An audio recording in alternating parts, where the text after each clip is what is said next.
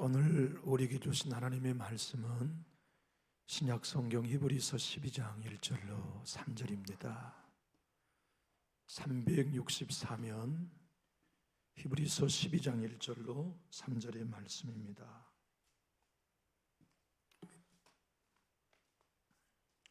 우리 한 목소리로 본문을 합독하시면 좋겠습니다. 히브리서 12장 1절로 3절입니다.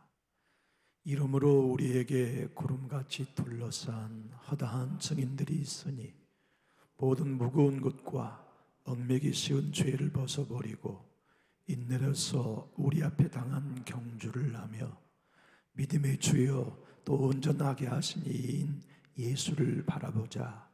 그는 그 앞에 있는 기쁨을 위하여 십자가를 참으사 부끄러움을 개의치 아니하시더니 하나님 우편에 앉으셨느니라. 너희가 피곤하여 낙심하지 않기 위하여 죄인들이 이같이 자기에게 거역한 일을 참으신 일을 생각하라. 아멘.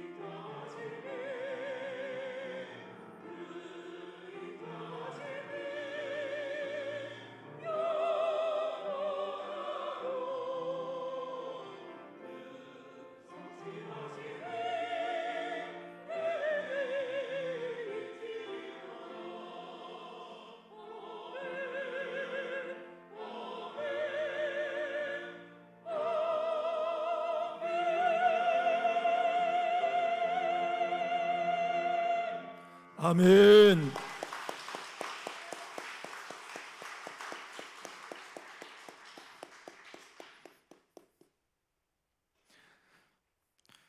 우리 할렐루야 찬양단의 찬양으로 늘 은혜 받게 하신 것 감사하고 여러분들이 너무 자랑스럽습니다. 우리 하나님께 영광 돌리고 이분들께 감사 박수 한번 합시다.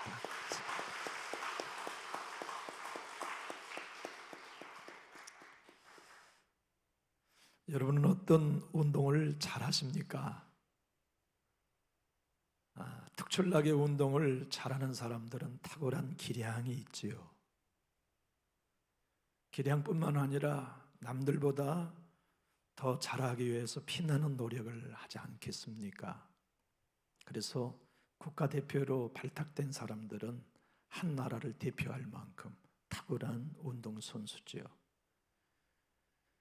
동계올림픽 2010년은 캐나다 밴쿠버에서 있었습니다. 각 나라의 대표 선수들이 자기 나라를 국위 선양하기 위해서 앞을 다투어 이제 기량을 뽐냈었죠. 동계올림픽의 우리나라 여자 종목은 쇼트랙이지 않습니까? 1000m에 우리나라의 이승훈 선수 결승전에 섰습니다.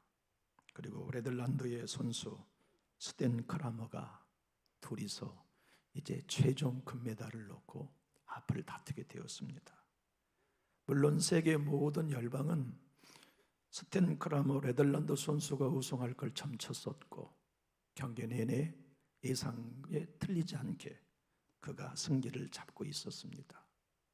저는 쇼트랙에 대한 무슨 규범을 잘 모릅니다만 18바퀴를 돌 때에 아웃인 코스와 아웃 코스 둘 중에 하나를 법에 따라 돌아야 했던 모양이에요. 그런데 이 18바퀴째 스텐 크라머는 인코스로 달려야 했어요. 그런데 그의 코치 캐라리 캡커스라고 하는 코치가 사인을 잘못 보냈습니다. 아웃으로 달려라. 그들은 무엇이 잘못된 줄 모르고 힘을 다하여 결승점에 골인 1등했습니다. 그런데 판독관들이 스펜 크라머가 실격했다고, 코스를 잘못 잡았다고 실격 판정을 내려 우리나라 선수가 금메달을 땄어요. 우리는 모두 다 믿음의 경주자입니다.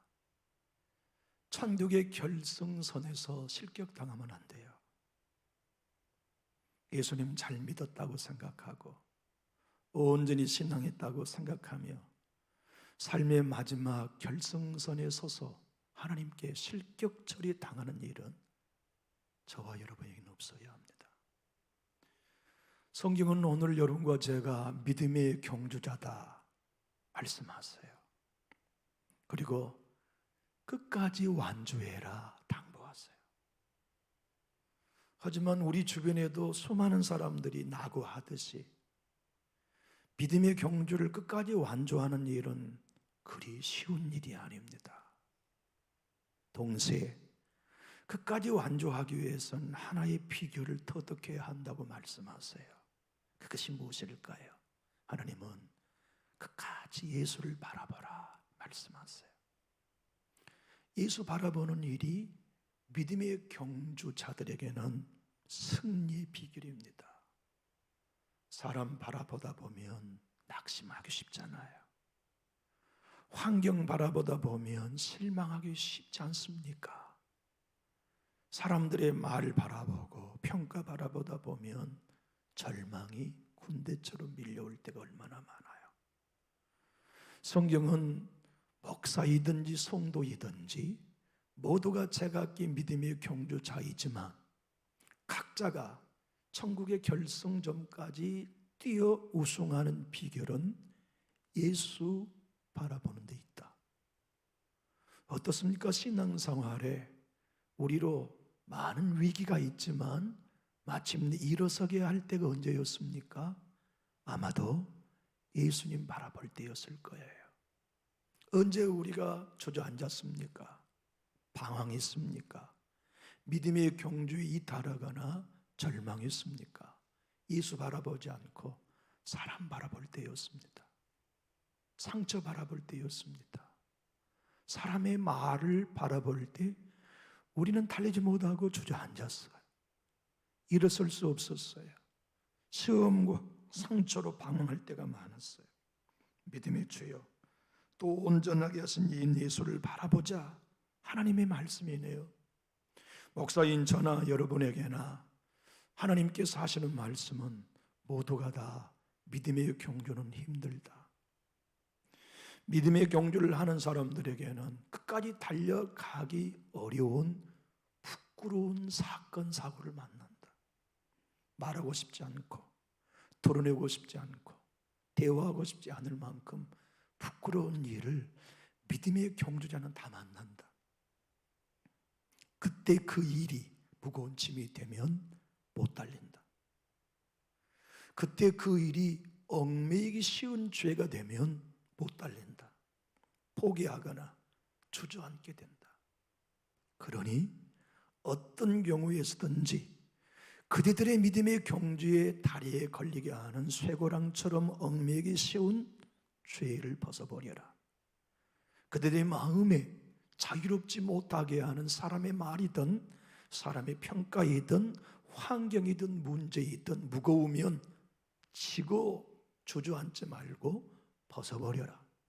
그 일은 십자가의 부끄러움을 개의치 아니하시고 앞으로 부활하여 승리할 기쁨을 바라보신 예수님의 방식대로 예수 바라보면 가능하다 말씀해 주세요. 여러분 이거 아십니까? 우리 예수님은 노래 부르며 십자가 지시지 않았습니다. 부끄러움을 참고 십자가 지셨습니다. 예수님은 등짝을 로마 병정, 유대 병정에게 내놓으실 때 신나게 내놓으시 않았어요. 맞을 때마다 고통은 고통이지만 부끄러우셨어요.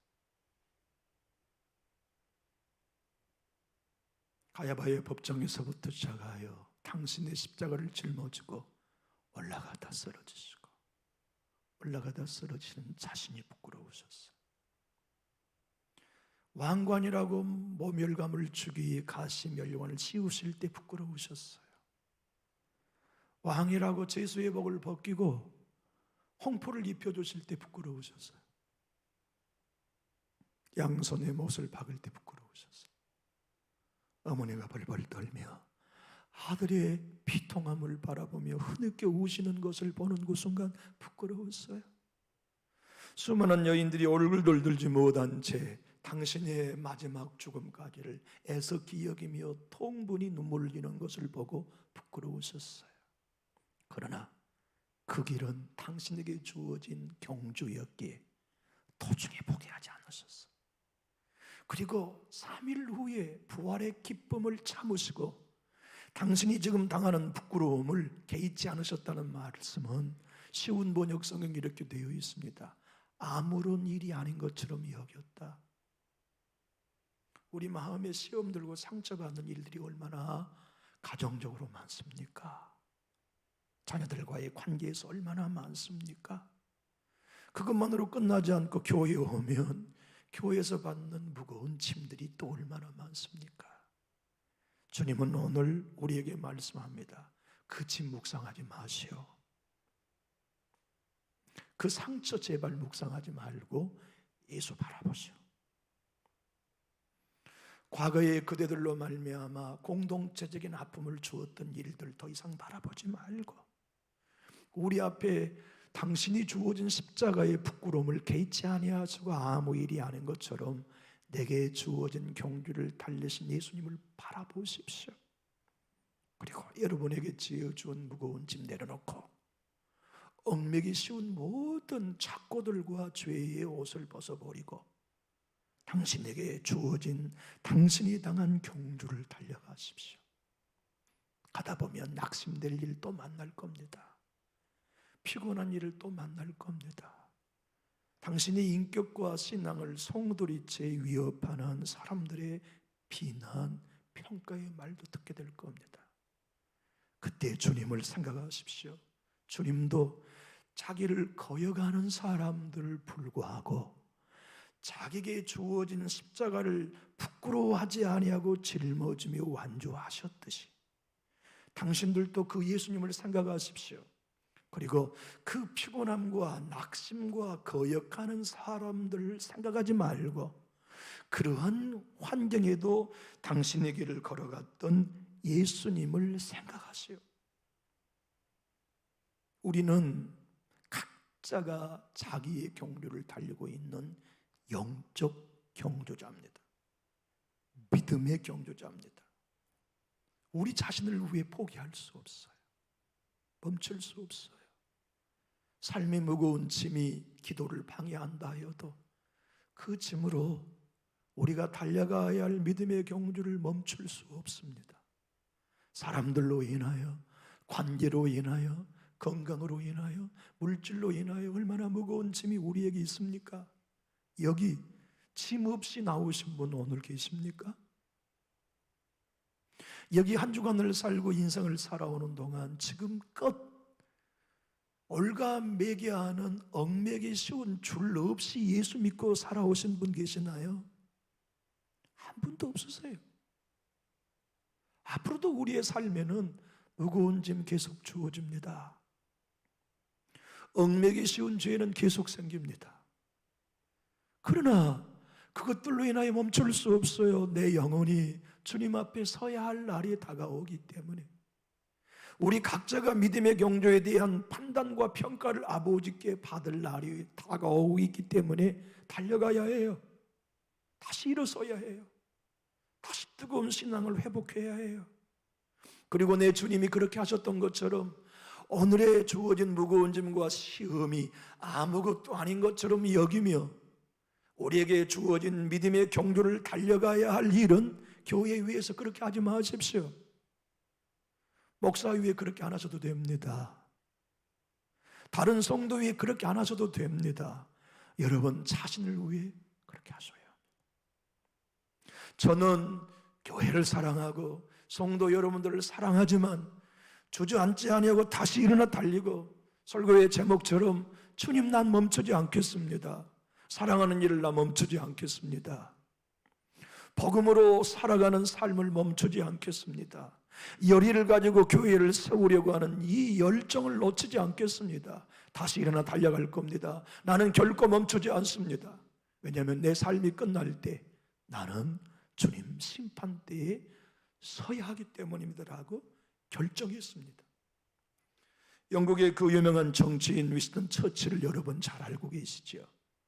그가 조국이 세계대전으로 위협을 받을 때 탁월한 리더십으로 국가를 건져냈어요.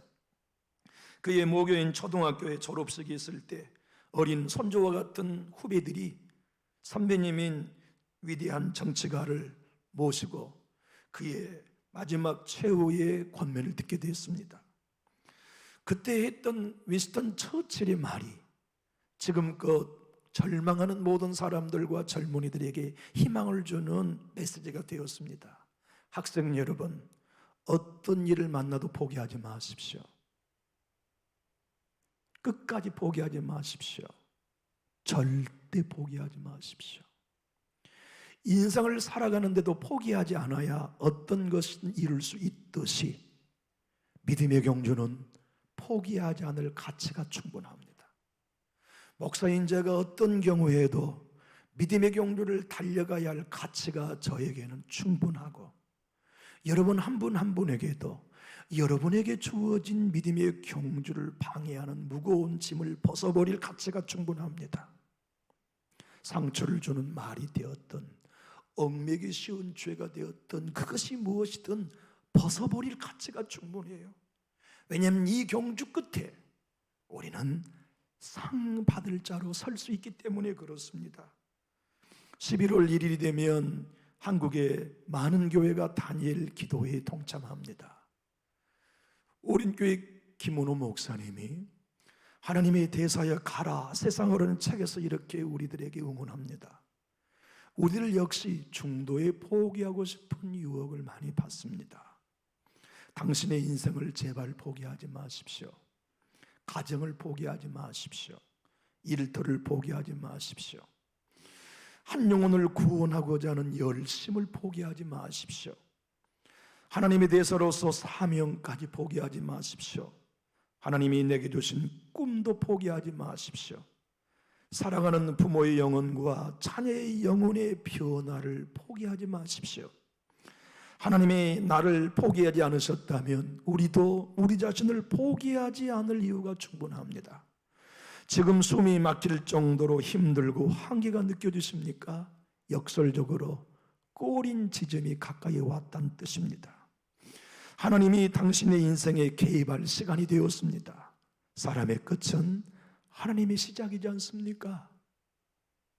사랑하고 존경하는 남전육교회 성도 여러분, 이 자리에 앉아 계신 여러분은 지금 주저앉아 계시는 상태입니까? 달려가고 계십니까? 너무나 무거운 짐 때문에 기도의 포기의 선상에 낙오되었습니까? 여전히 그 어떤 사람의 말이나 비난이나 위계의 짐이라도 문제로 여기지 않고 개의치 않으며 당당히 예배의 자리의 경로를 달려가고 계십니까? 우리에게 주어진 일은 우리 각자에게 주어진 몫입니다. 성경은 오늘 우리에게 말씀하십니다. 1절의 말씀에 우리에게는 구름같이 허다한 응원자들이 있다고요. 이름으로라고 하는 접속사는 11절의 믿음의 영웅들을 설명하면서 그 영웅들이 하나님 우편에 계신 예수님 곁에 승리자로 앉아 있습니다. 그리고 그들이 지금 여러분을 위해 격려하고 있습니다. 그들은 구름같이 허다한 응원자가 되어서 여러분들을 쉬지 않고 예수님을 따라 기도하고 있습니다. 끝까지 달려라. 믿음의 완주자가 되어라. 무거운 짐 벗어버리고 짓눌려 있지 마라. 얽매기 쉬운 모든 문제나 갈등 짊어지고 걸려넘어지 말고 벗어버려라. 그 할 수 있는 길은 사람 주목하지 말고 예수 바라보아야 한다. 십자가 짊어지신 예수님 바라보아야 그게 가능해진다. 인격이 수려하다고 되는 거 아니다. 신앙의 연조가 깊어진다고 되는 것도 아니다. 제자 훈련 다 통과해서 되는 게 아니다. 날마다 십자가에서 무거운 짐으로 방황하는 내가 죽고 얽매기 쉬운 죄에 놓여있는 내가 죽고 예수 십자가의 새 생명으로 살아가는 그리스도인들만이 가능하다는 걸 아브라함이 응원합니다. 나도 믿음의 조상이 되기까지 의심 많았습니다. 얼마나 내게 의심이 컸으면 무거운 짐이 되어서 엘리에세들을 양자로 삼으려고 했겠습니까? 사라도 응원하며 우리에게 말씀합니다. 여러분, 무거운 짐으로 주저한 건 슬퍼할 일도 아니요 부끄러운 일도 아닙니다. 나는 하나님이 약속을 주실 때 90세 때 말도 안 되는 소리라고 부엌에서 비수까지 했습니다. 그런 사람이 나였습니다. 그런데 하나님의 은혜로 믿음의 조상이 되었습니다. 나요? 나는 100년 동안 사람들에게 매일 비웃음 당한 노아입니다. 그러나 그 무거운 짐 포기하지 않았습니다. 얽매기 쉬운 사람들의 비난의 말에 내 믿음의 경주를 나 결코 멈추지 않았습니다. 아버지의 경고하심을 나는 믿었기 때문이었지요. 나 모세요? 살인이 있었어요? 주저앉았습니다. 여러분은 몇 주, 몇 달 시험대로 넘어졌습니까? 아무것도 아닙니다. 나는 40년 동안 미디안 광야에서 하나님 이름 한 번도 안 불렀었어요. 그런 나를 하나님이 이렇게 세우셔서 믿음의 경주자가 되게 해주셨습니다. 나 다윗 말입니까? 나 충성한 사람 같아요?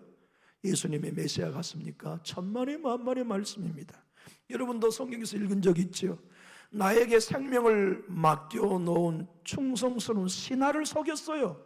그게 나였습니다. 그것도 죽였어요. 그것도 비열한 방법으로 그의 안에 뺏었어요.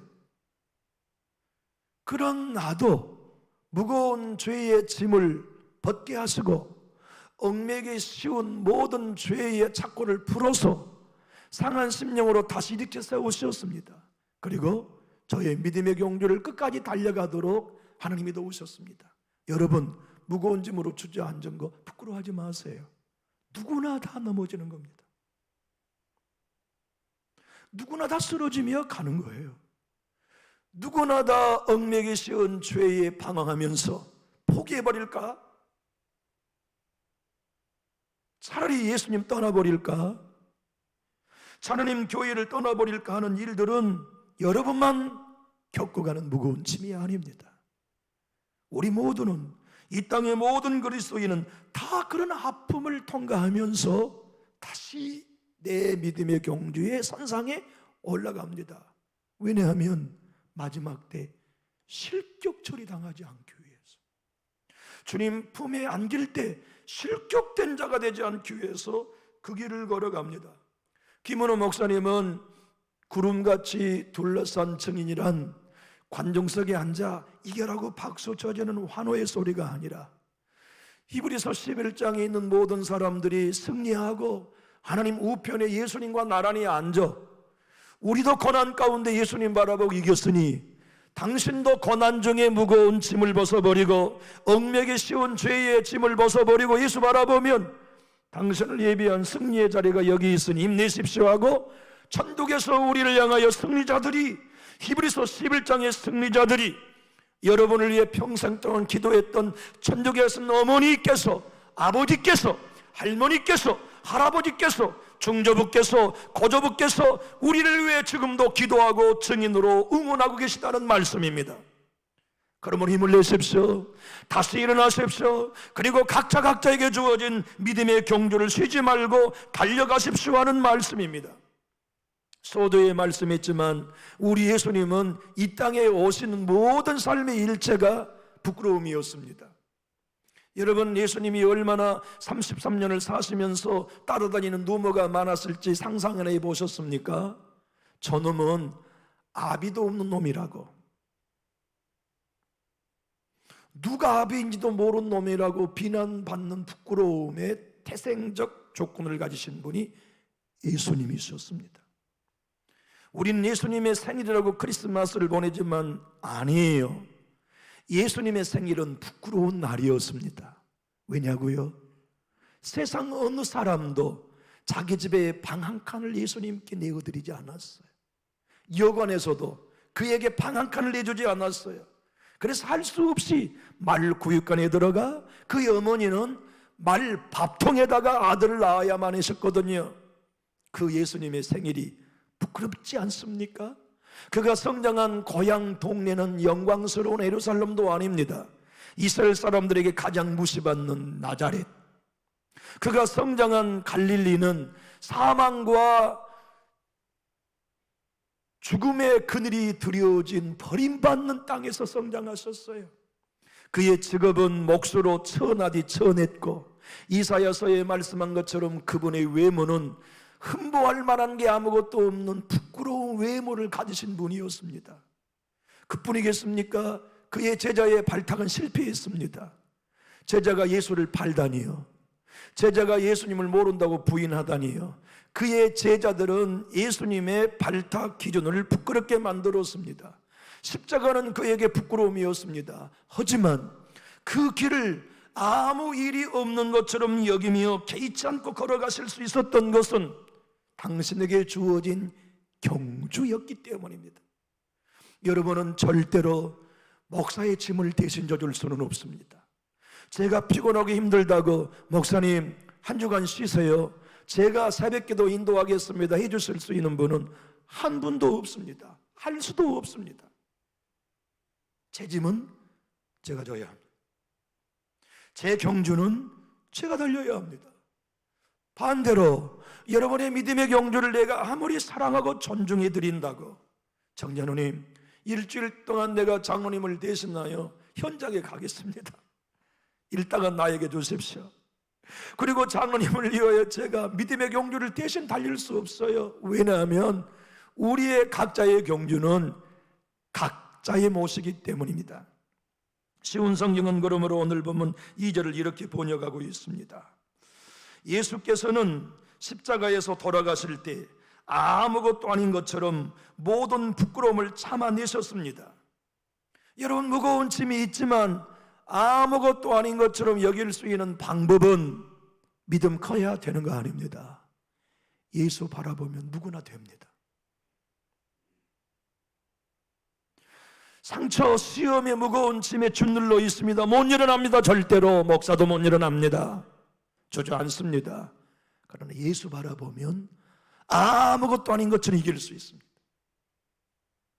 십자가의 부끄러움을 개의치 않은 예수님을 생각하면 거역한 자들 때문에 내 십자가의 길을 포기하지 않으신 예수님처럼 3절에 우리도 예수 바라보면 거여가는 사람 때문에 피곤해요.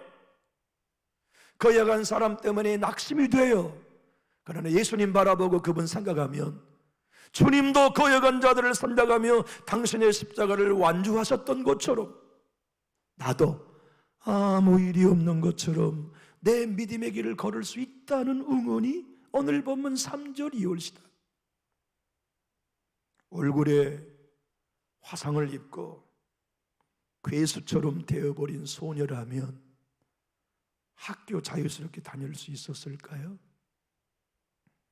사랑스러운 딸이 18개월 되어질 때 엄마가 커피 포트에 물을 팔팔팔 끓이는 걸 요놈이 그냥 손을 낚아채가지고 그 물이 얼굴에 뒤집어졌어. 그래서 얼굴 완전히 익어버렸어. 18개월 된 딸이 그리고 괴물처럼 되어버렸어. 이 아이는 남들의 시선이 부담됐어요. 초등학교 6년 동안 학교에 가면 고개 숙이고 가고 수업 시간에 고개 숙이고 있고 끝나면 고개 숙이고 한 번도 얼굴을 들지 못한 채 초등학교 6년, 중학교 3년, 고등학교 3년을 졸업했어요. 그는 사람들의 시선을 바라보고 자기를 바라보는 환경이 너무 두려웠던 거예요. 근데 그 엄마는 많은 걸 공부하지 않으셨지만 그 딸을 위해 평생을 기도했어요. 하나님, 우리 유진이가 인생을 사는 비결은 흠상궂은 자기 얼굴 바라보지 않고 예수 바라봐야만 됩니다. 도와주십시오. 내 딸이 예수 바라보는 믿음을 주십시오. 사람들이 네 얼굴 왜 그래? 라고 말하는 그 사람들의 시선을 보지 말고 하나님이 내게 사명을 주셨다는 예수 바라볼 수 있는 영의 눈을 열어주십시오. 근데 이 딸이 예수 바라보는 걸 엄마가 못 보고 돌아갔었어. 근데 나중에 예수님을 딸이 만났어요. 딸이 예수님을 만나고 보니까 이제부터 다른 사람의 시선이 안 보여요. 내 얼굴이 안 보여요. 예수님이 바라보니까 당신의 십자가를 부끄러움을 개의치 않고 지셨던 것처럼 내 얼굴을 부끄러워하지 않고 내게 주신 사명을 따라 열심히 공부했어요. 우리 전문인이 됐어요. 건축소장이 되었어요. 그녀가 지금껏 일구고 있는 한국의 예견 건축연구소 소장, 그분이 바로 이효진 소장의 이야기입니다. 신실한 남자를 만나 가정을 꾸렸어요. 하나님이 딸 에린이를 주셨어요. 아들 주원이를 주셨어요. 그래서 이 아이들에게 매일 밤 한 권씩 책을 읽어주는 거예요. 그렇게 책을 몇 권을 읽었냐면 자녀들에게 13,000권을 읽어주었어요. 그렇게 어느 날 성령님의 감동을 따라 책을 쓰고 싶었어요. 그래서 교장 출판사를 통하여서 그녀의 책이 출판됐습니다. 세상에서 제일 이쁜 엄마. 여러분 잘 아시다시피 여인으로서 출타하기 전에는 늘 화장을 했는데 어느 날 아들 주원이가 와가지고 엄마 등대에서 이렇게 얘기하는 거예요. 엄마 왜 화장해? 근데 엄마 왜 화장하는 거야? 대답을 어떻게 할 수가 없잖아요. 무슨 얼굴 흉터를 가린다고 할 수도 없고. 그래서 이뻐지려고 하지. 왜 엄마가 이뻐지려고 그래? 화장해. 엄마가 얼마나 이쁜 줄 알아? 그 말에 그냥 주저앉아 울어버려. 어느 날이었어요. 잠들려고 누워있는 딸 에린이에게 에리마, 네 마음의 중심에 누가 계셔? 예수님. 그렇구나. 주원이 너는 예수님도 있고 공룡도 있고 뽀로로도 있어. 그렇구나. 그 말 끝에 에린이가 또 입을 열었어요. 엄마 사실은 예수님만 내 안에 계신 게 아니야. 이쁜 옷도 있다. 그 사랑스러운 두 아이에게 엄마가 이렇게 대답해 주었어요. 괜찮아. 엄마의 마음에도 늘 예수님 말고 다른 것 있거든. 얘들아, 그런데 우리 안에는 예수님만 계시게 해보자. 그래서 어려운 일이 만날 때마다 에린이와 주원이를 안고 얘들아, 우리 마음속에 예수님이 계시니 괜찮아. 하나님께서는 졸지 않으신단다. 잠도 안 주무셔. 왜? 너희 지켜주시려고. 그렇구나. 그녀는 그의 책에 이렇게 말하고 있어요. 정말 부끄러워해야 할 것은 복음으로 살지 못한 것입니다. 말씀대로 순종하지 않는 것입니다. 불의와 타협하고 돈으로 문제를 해결하려 했던 것입니다.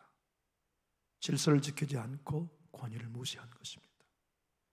손해보지 않으려고 거짓말한 것들입니다. 여러분, 하나님은 여러분에게나 저에게 전능함을 안 주셨습니다. 왠지 아세요? 전능하신 예수님 바라보라고. 하나님은 여러분에게나 저에게 어떤 무거운 짐도 짊어질만한 든든한 어깨 안 주셨어요. 왠지 아세요? 그 짐을 다 짊어지신 예수 바라보라고. 예수님은 여러분과 저의 마음에 이제는 어떤 상처도 받지 않는 완벽한 담대함을 주시지 않았어요. 왠지 아세요? 상처받을 때마다 예수 바라보시라고. 교회 여러분, 우리의 믿음의 경주는 우리에게 달려있지 않습니다. 우리를 붙들어 주신 예수께 달려 있습니다. 힘을 제공하신 예수님께 달려 있습니다. 그 예수님 바라보는 것만이 끝까지 달릴 수 있는 유일한 능력입니다. 힘들면 어려울수록 예수 바라보고, 십자가 바라보고, 연약할수록 무거운 짐 때문에 일어설 수 없는 상처가 있을수록 예수 바라보고, 그분 바라보면 그분의 손짓이 우리를 일으켜 세워주십니다. 그분의 피가 우리를 새롭게 하십니다. 그분의 사랑이 우리를 굳은 마음 녹여주십니다. 그분의 눈물이 우리의 새 힘이 되어주십니다. 그분의 약속이 저와 여러분의 마음에 새 생명의 빛이 되어주십니다. 그분의 성령이 우리로 뛰게 해주십니다. 살아있다는 게 무슨 뜻일까요? 왜 우리 지금 살아있는 겁니까? 제가 지금 왜 지금 살아있는 겁니까? 여러분이 왜 지금 살아계십니까? 이유는 간단합니다. 아직도 달려야 하기 때문에 살아있는 것이에요. 넘어질 시간이 우리에게 없습니다. 여러분, 무거운 짐을 짊어지고 쓰러질 시간이 없습니다. 우리가 살아있는 한 일어나야 합니다. 믿음의 경주를 달려야 합니다. 누가 뭐라 하여도 우리 주님 앞에 설 때까지 각자의 믿음의 경주를 일어나 예수님 바라보며 달려가야 합니다. 김은호 목사님은 이렇게 여러분과 저에게 오늘 설교의 말미로 응원해 줍니다. 신앙생활은 한가롭게 산책하는 길이 아닙니다. 저천성을 달려가는 길은 고난을 통과하는 믿음의 경주입니다. 달리고 또 달리십시오. 주위를 둘러보면 의외로 신앙의 경주에서 낙오되고 포기한 사람이 너무나 많습니다. 심지어는 생명을 포기하는 이들도 있습니다. 그러나 인생의 내리막길에 만나면 내 인생이 막장이라고 생각하는 이들이 너무나 많습니다. 좁고 험한 길을 만나면 끝장이라고 생각하는 이들도 너무나 많습니다. 아닙니다. 살아있다는 건 달릴 수 있는 기회가 남아있다는 뜻입니다. 내리막길을 걷고 있다면 오르막길이 가까이 왔다는 뜻입니다. 넓은 길이 아닌 좁은 길을 걷고 있다면 평탄길이 코앞에 왔다는 의미입니다. 분명한 것은 지금 당신이 살아있다면 달려야 할 명분이 남아있습니다. 사랑하는 교우 여러분, 무거운 짐 짊어지고 주저앉겠습니까? 오늘 훌훌 벗어버리고 일어서겠습니까? 우리의 과거가 저와 여러분의 믿음의 길을 더 이상 달리지 못하도록 발의 착구가 되어 얽매기 쉬운 죄로 영향을 발휘할 때 목이 나겠습니까? 아니야. 난 너 벗어버릴 거야. 나는 내 인생의 남은 때를 달려야겠어. 나는 멈추지 않고 기도해야 되겠어. 나는 멈추지 않고 사명을 감당해야겠어라고 다시 일어서야 하겠습니까? 사랑하는 나의 교우 여러분, 벗어버립시다. 벗어버리는 방법은 십자가에 죽는 것입니다. 내가 죽고 예수로 살면 벗겨집니다. 과거가 우리를 올가맬 수 없습니다. 상처와 시험이 우리를 더 이상 무거운 짐과 올거매기 쉬운 죄로 우리의 발목을 잡지 못합니다. 사람의 거여감이 우리로 낙심하고 절망하게 할 수 없습니다. 예수 바라보면 그 십자가에서 옛날에 내가 죽고 새 사람으로 예수와 함께 부활하였다는 걸 진짜 믿으면 그 예수님의 생명이 피곤함을 이기게 합니다. 낙심을 점령하게 합니다. 장래를 꿈꾸게 합니다. 일어서 달리게 합니다. 예수님처럼 십자가의 부끄러움을 개의치 아니하고 부활의 기쁨을 바라보며 하나님의 영광의 때를 바라보며 새 힘으로 일어설 수 있습니다. 그 사람들이 예배자입니다. 그 사람들이 저와 여러분입니다. 오늘 이 자리에 한 분도 그냥 일어서면 안 됩니다. 벗어버려버리십시오. 모든 무거운 짐을 십자가 밑에 벗어버리고 일어서십시오. 가벼운 몸으로 일어서십시오. 상처 벗어버리십시오. 시험 벗어버리십시오. 얽매기 쉬운 것 다 벗어버리십시오. 누군가가 여러분을 고역했습니까? 벗어버리십시오. 가지고 일어서지 마십시오. 그리고 이제 예수님을 바라보십시다. 그리고 우리도 고백합시다. 난 멈추지 않겠어요, 주님. 나는 내 믿음의 길을 끝까지 달려가겠습니다. 누구를 위해서도 아닙니다. 교회를 위해서도 아닙니다. 내 영혼을 위해 나는 일어설 것입니다. 이 마음이 결정되셨다면 우리 큰 소리로 아멘할까요? 더 크게 아멘합시다. 기도하겠습니다. 살아계신 하나님, 죄송해요. 힘들다고 주저앉아 있어서 다른 사람 말, 다른 사람의 평가, 다른 사람의 거역으로 인하여 믿음과 사역의 열의를 포기하고 얽매기 쉬운 상처에 매여 있었던 거 회개합니다. 용서해 주시옵소서. 오늘 말씀과 함께 우린 다 벗어버렸습니다. 그리고 십자가를 내신 예수님을 바라보고 예수님을 생각하기로 결정했습니다. 주님이 우리를 이렇게 세워주실 것을 믿습니다. 성령님을 더욱 부어주시고 마음의 위로와 소망, 새 힘을 주심으로 끝까지 완주하게 하시어서 주님 품에 큰 상급 받으며 안겨주실 것을 믿습니다.